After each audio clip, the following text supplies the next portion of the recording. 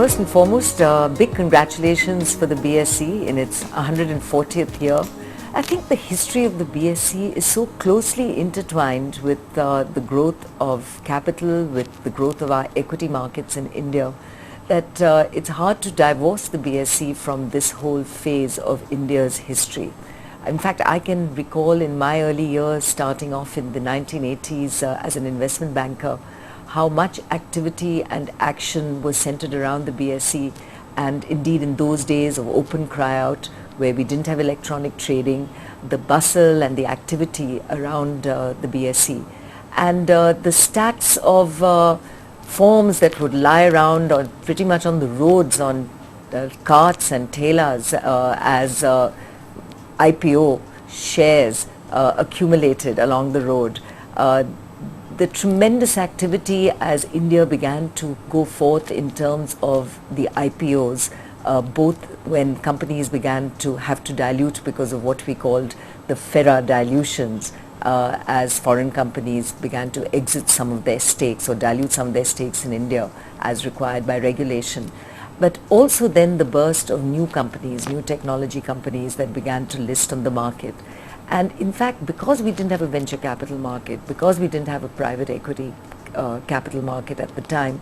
the BSE began to almost play a role of enabling capital infusion into young companies. At one level maybe a little dangerous, because these were very often startups, but indeed the role played at the time is, I think, what has given many of the companies, large companies of today, their first bursts of capital. And these are companies like Infosys and others that were beginning to grow and needed to IPO in order to establish their equity capital at the time. So we have seen in BSE a tremendous role over the years, and particularly in the post-1990 era, when India opened up and when industrial growth really took off, and the ability then for companies to list, and indeed after listing in markets here,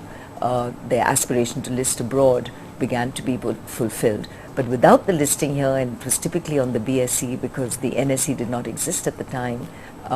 it was really that first listing which enabled these companies to go global as well. So a tremendous history, and I hope that it's been well documented for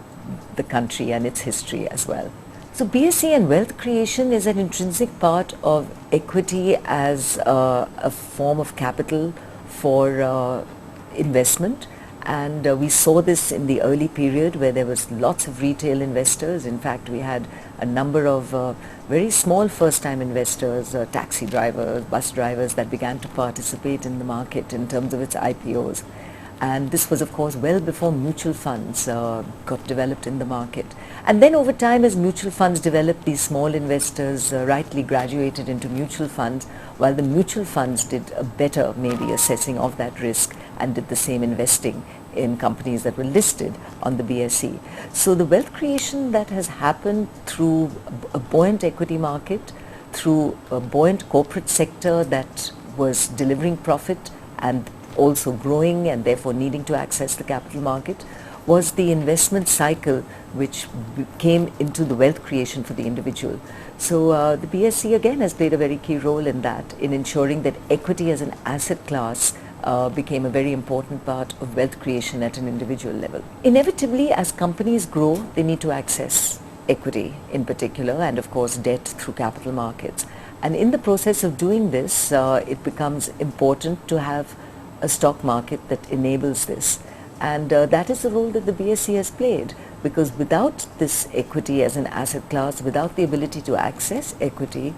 companies would not have grown, and if companies don't grow, the economy doesn't grow and the GDP of the country doesn't grow. So the creation of equity and the ability of companies to access equity and therefore to continue to grow, not just being constrained by promoter capital, is something that the BSE has fulfilled, and indeed has led to what is one of the largest investor numbers in any economy, as India has, and indeed the largest number of listed companies as more economies in fact look to advance, must look to replicate.